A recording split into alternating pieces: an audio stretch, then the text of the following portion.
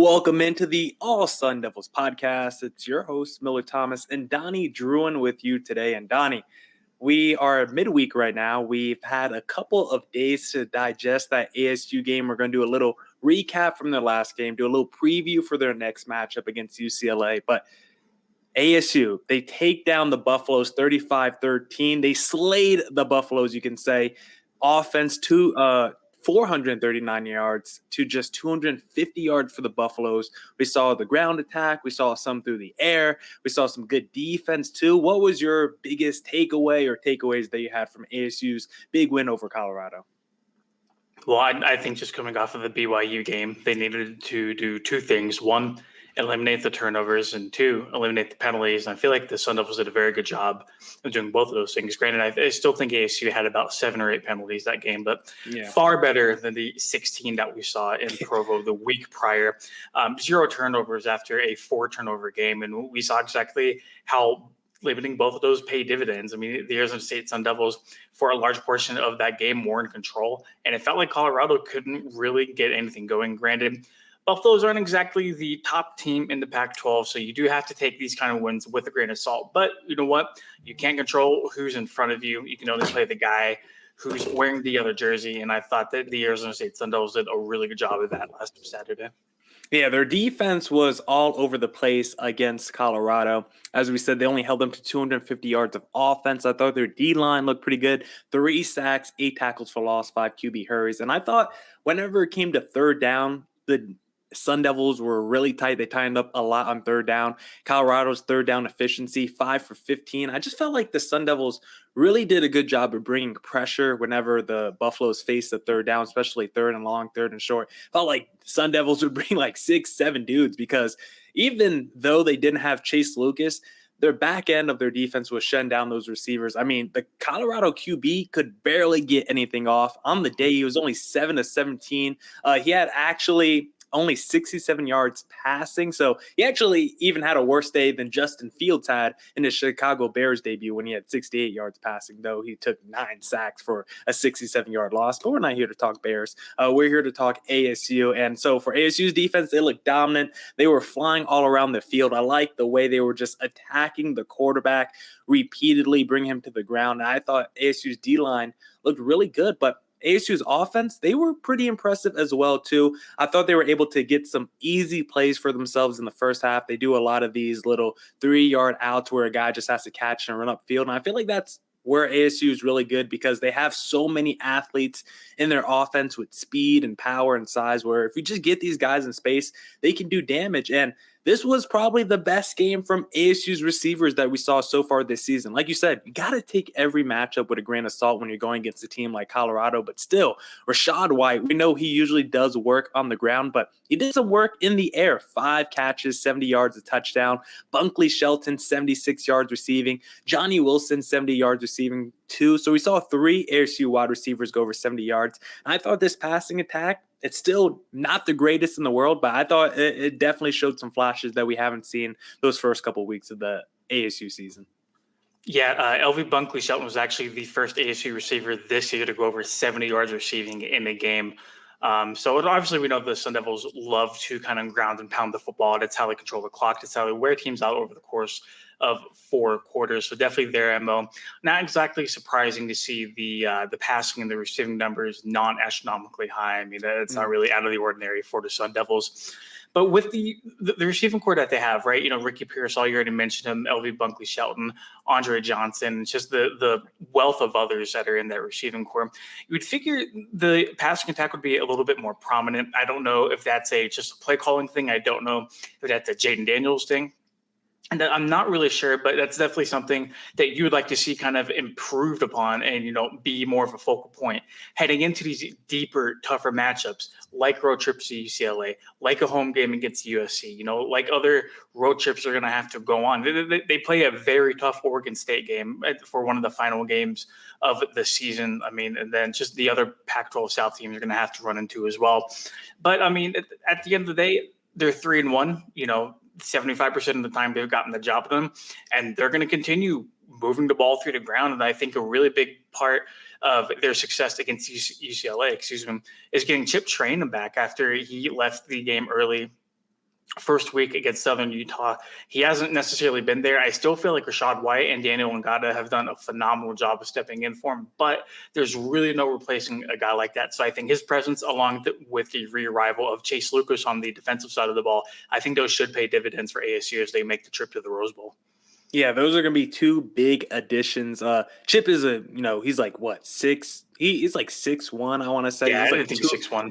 He's like 6'1", 220. Like he's kind of baby Derrick Henry-ish. Like Derrick Henry's basically like LeBron playing running back, and Chip is probably a smaller version of that, more compact version of that. But still, like 6'1", 220. Chip is running straight at guys. Chase Lucas, of course, a veteran on this ASU defense, one of the best defensive players that they've had in this program over the last few years. So those are going to be two big additions to this program. But as you were mentioning with that passing attack, Jaden Daniels, he looked good in this game, but for the full season, I'm still not sold on what kind of ceiling he does have as a passer. There's still things I love about Jaden Daniels. His rushing ability is unparalleled to not most in college. I mean, in this game, he had 7 carries for 75 yards and 2 rushing touchdowns. Like, he looks very Kyler Murray-esque, Lamar Jackson-esque when he's running around. He had that keeper in the first half where, once he does that little play action and he pulls it back, he's taken off and he's gone. Like Kyler Murray,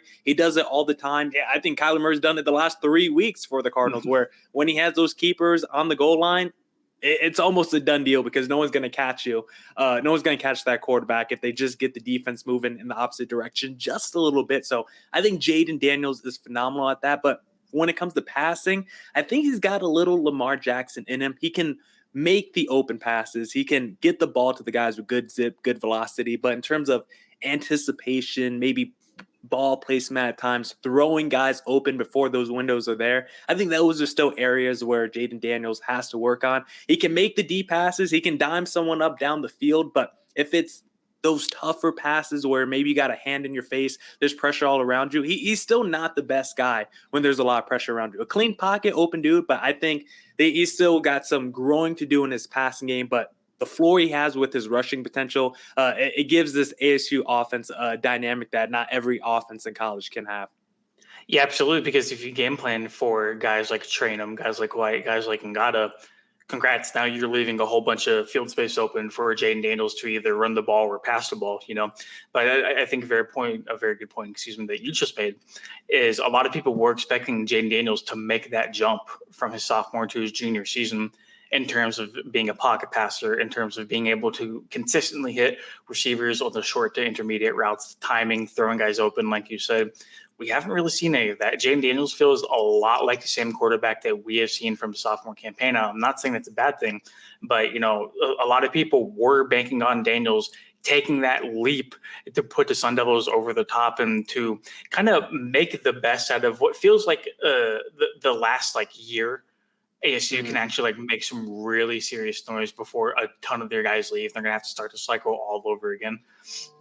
But, I mean, even in terms of his running, Herm Edwards said after the game that he rushed for over 100 yards. I believe it was against UNLV, where he wasn't keen on Daniels running the rock that much, and for a guy who can do so much damage, with his legs. And a lot of it comes from the play breaking down while he's dropping back in the pocket and him kind of exploding through those rushing lanes and making like a linebacker or like a safety miss one-on-one. So much of it happens from that. And, we've even seen some growth from Daniels from the BYU game to the Colorado game. Early in the season, you saw Jaden Daniels always lowering his shoulder for runs, never really sliding, never really, trying to go out of bounds. He's always fighting for the extra yard. Now you're seeing him be a little bit more smarter about that. He knows he's got to preserve his body, kind of keep himself healthy the rest of the way if they really want to do anything out of this year. And I think overall, from last year to this year, we haven't seen a ton of growth in development. But I think the last couple of weeks, up until now, I think we've seen Jaden Daniels become a much smarter guy, both running and throwing the football. Yeah, I think that's a big key for him. It's just keeping his poise and his composure and just being smart with those plays.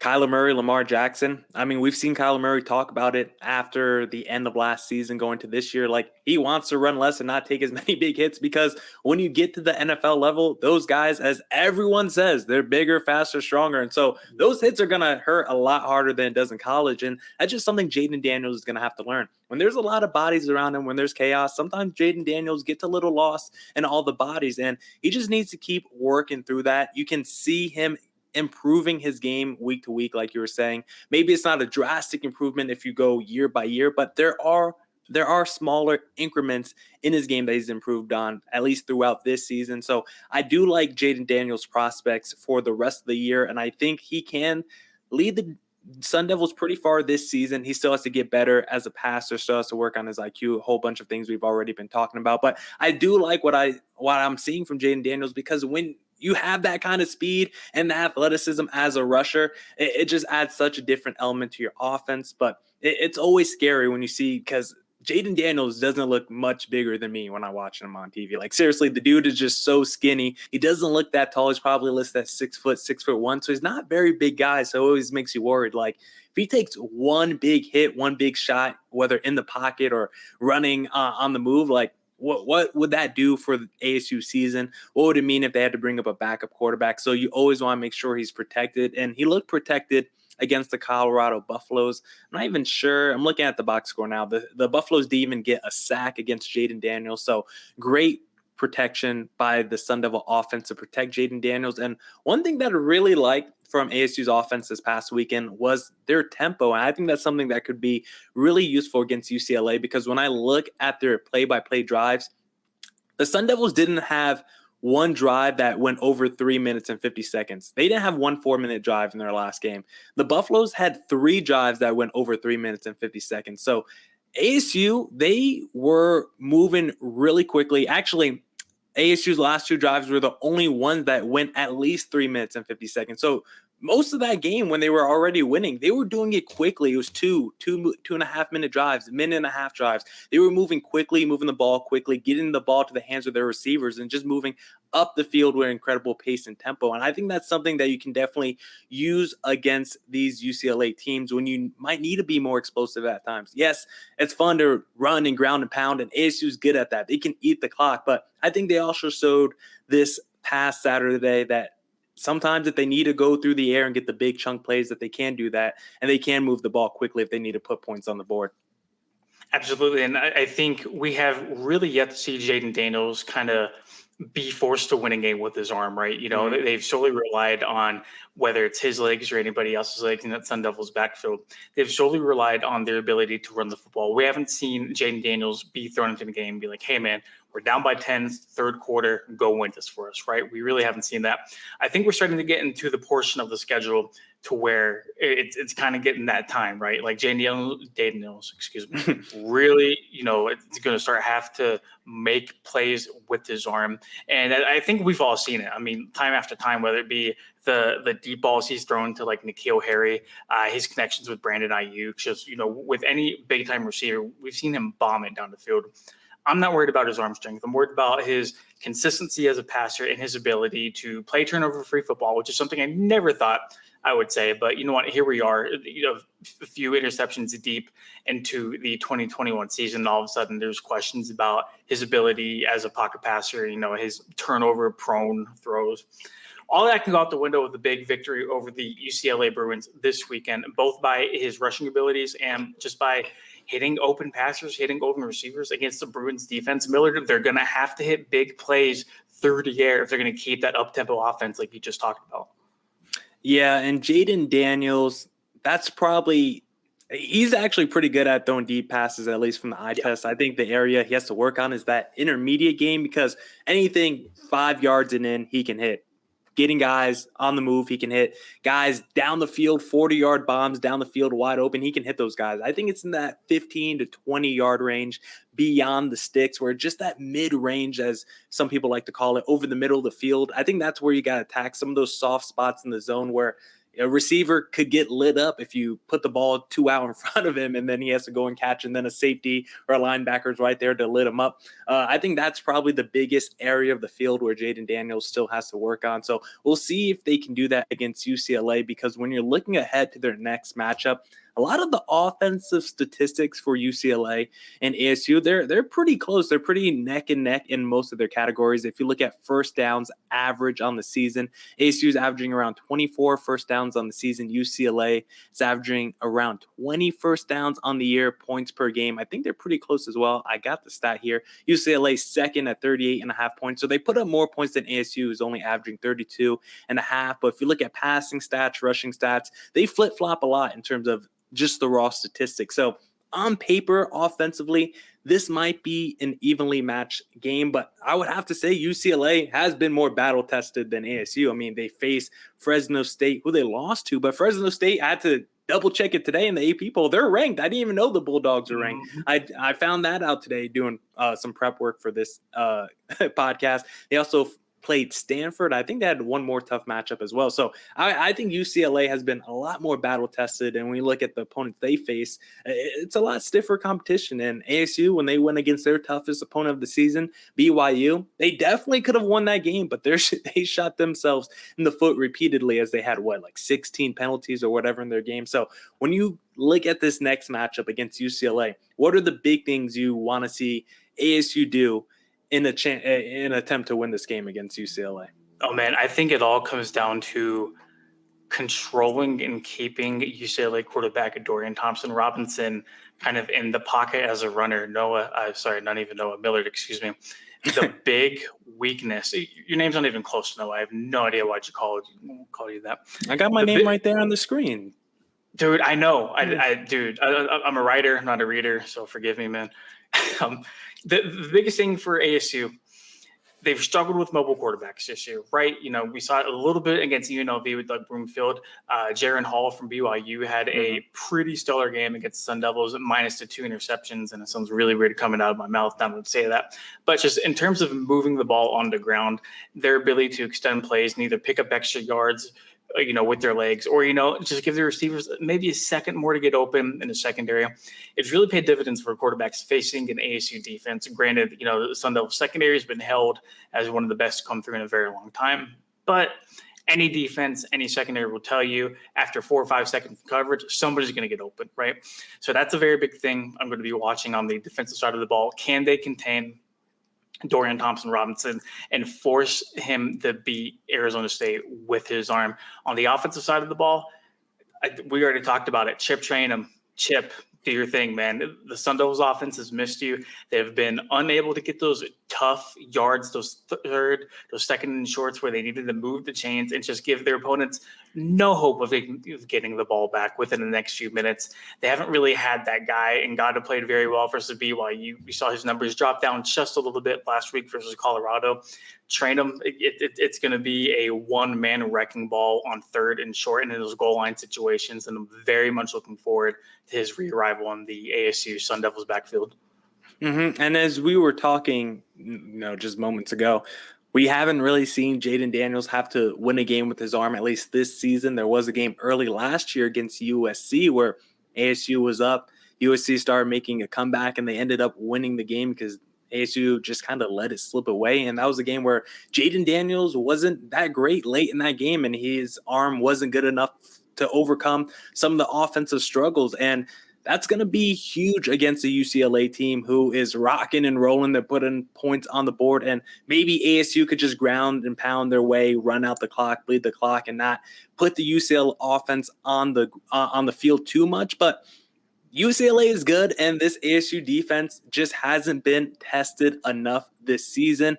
They've looked good at times. They flashed a lot of times this season. I like when they bring pressure on third down. I think they're able to generate pressure too with 4 and 5 man rushes, but they're going to need to win one game at least this season with Jaden Daniels' arm. I don't know if it's going to be against UCLA, but if it is, I'm hoping Jaden Daniels can at least step up to the plate. And at the very least, we know Jaden Daniels is going to probably rush for 50 yards with Chip back in the fold with a Rashad White, a Nagata. Like this ASU team is going to run over UCLA, and UCLA is probably going to do the same. Both of these teams are averaging over 200 yards on the ground. So both teams want to run the hell out of the football. But when you look at the top 10 rushers right now in the Pac-12, Jaden Daniels is right there. Him and Rashad White are within 10 yards rushing, I think, of each other. So that's a different dynamic, as we keep saying, that Jaden Daniels can bring to this offense. But at the end of the day, football is still a passing game at its fundamental core. You still need to be able to pass to win games. You can run the ball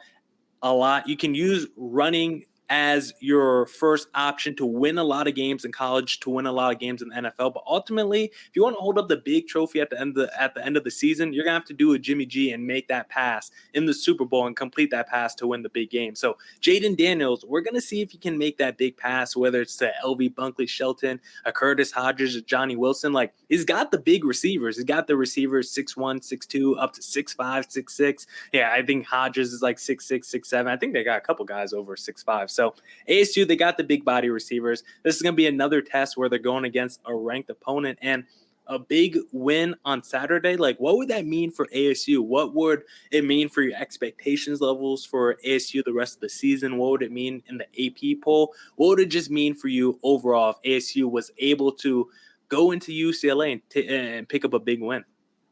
Yeah, I just want to say really quick on the AP poll. I found it really weird how ASU went on the road 2 weeks ago and lost to a ranked BYU team.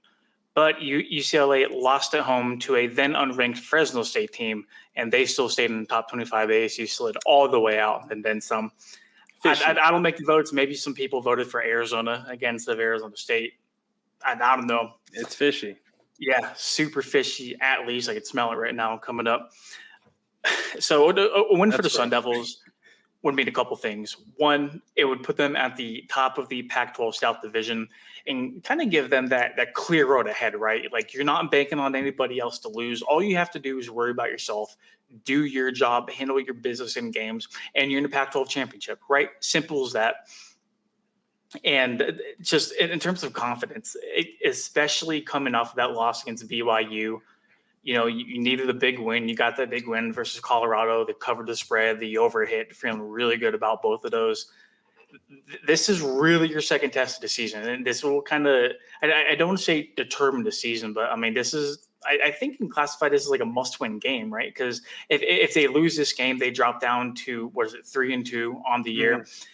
You would assume if UCLA beats ASU, there's not another team in the Pac-12 South, barring a Jackson Dart phenomenally led USC team, that can stop those guys, right? I mean, Utah is not the team everybody thought they were going to be. Colorado sure as hell isn't. Arizona, let's not even talk about them losing to NAU over the weekend. Man, so it's a monumental game, especially earlier in the season. So that's what I really like. So I don't want to say it's the end of the world if ASU loses, but a win would definitely pay dividends for them down the road. Like I said earlier, a win puts you at the top, and you don't got to worry about anybody else, man. Just handle your business, do your job. And I mean, if you can get past this UCLA game, which you can argue is probably their toughest game of the season throughout the entire schedule, then I think you're in really good shape. Hey, if we ever get tired of reporting on ASU, we could go try out for U of A. They're holding tryouts right now, walk-on tryouts for their football team, because I think it's been over 700 days since they've last won a football game. So it'll be 2 calendar years, actually, because they're on a bye week this week. Just think about that. 2 calendar years since the last Wildcats victory. So let's just stop the territorial cup debate. Let's stop any debate with ASU versus U of A as of right now, because it's not even a debate. And for me, watching ASU over the last 5 years since I've been in Arizona, since coming and studying at ASU, I've seen a lot of good teams. I've seen let me not say good teams over the course of a season, but I've seen a lot of teams start the season good, 3-1, 4-1, 2-1. They might have a big win early, but as the season rolls on, they start taking these really weird losses to bad teams, or they might face another big matchup, another big test, and they don't come through. So for me, this game against UCLA, Are you contenders or are you pretenders? Because if ASU loses this game to UCLA, it's just going to be another year where I'm like, all right, ASU started the season well, 3-1. They were able to crack the AP poll. They've done that a couple times the last few years where they crack it early in the season. Then ultimately they never get back in the rankings. And that's what I'm scared of. I'm scared ASU is never going to get back in the rankings. And if they lose to UCLA, I don't think this team is going to be getting any big bowl games, or definitely not the college football playoffs, but definitely any big bowl games. Yeah, maybe they could still get one of them smaller bowl games, but this is a big test. This is the biggest test as up to this point of the season. Of course, it's still early in the year, but you already lost to a ranked team in BYU, a game that you definitely could have had, a game that you lost. It wasn't really BYU winning. It was ASU losing it. So a game against UCLA, I don't even care if this is a game where UCLA loses it and they get 20 penalties. I just need to see a W at the end of the day in the box score for ASU for me to feel good for the rest of their season. Yeah, and I think that's the biggest problem with how they lost. It's not just like it didn't feel like BYU won that game. It felt like Arizona State lost that game, right? Like they beat themselves. 16 penalties, 4 turnovers. They had 19 flags thrown on them. Only 16 of them were accepted. So it's just a very, very sloppy game. And, you kind of have to wonder, and Herm Edwards actually touched on this a little bit earlier this week. They got a lot of kids from California, a lot of kids from the LA area going back home. There's going to be a ton of emotion playing in front of their home crowd, their family, all that good stuff. So they're really going to have to keep that in check. The last time they went on the road and played a ranked team, it didn't fare very well. So there's a lot of questions that, they're going to have to figure out and answer together as a team. And I think you're absolutely right, man. Like, if they lose this to UCLA, I feel like people are going to walk out of the stadium after watching that game and go, hey, this is the same stuff we've seen. This isn't nothing new. We've seen ASU teams do this time and time again. And I think people are just so tired of watching ASU playing in the Holiday Bowl, playing in the insert really bad company name here bowl, right? They want to play for Pac-12 championships. They want to play in prominent bowl games. And I think that's part of the reason why the urgency feels really high around this team, with the NCAA investigation going on, with the talent that's set to leave this team after the season, whether it be graduation or through the NFL draft. It really feels like this is the year. So, walking to UCLA, these are games you need to win in order to kind of make all of that dreams and, your aspirations come to fruition. Yeah, it's put up or shut up time for ASU. This season, like you said, feels like the culmination of the Herm Edwards era from the last few years. Everyone's saying ASU is building a sleeping giant. That's what I've heard the last 2 or 3 years. And guess what? This giant's been sleeping, been hibernating for a few seasons now. So ASU, time to do what you need to do against UCLA on Saturday if you want us to take you seriously. And of course, we will be reporting, following, giving you updates on the game and all news following surrounding ASU, Arizona State University. And if you want to follow more news, just head to allsundevils.com, where you got the All Sun Devils staff working the hardest around the clock for you.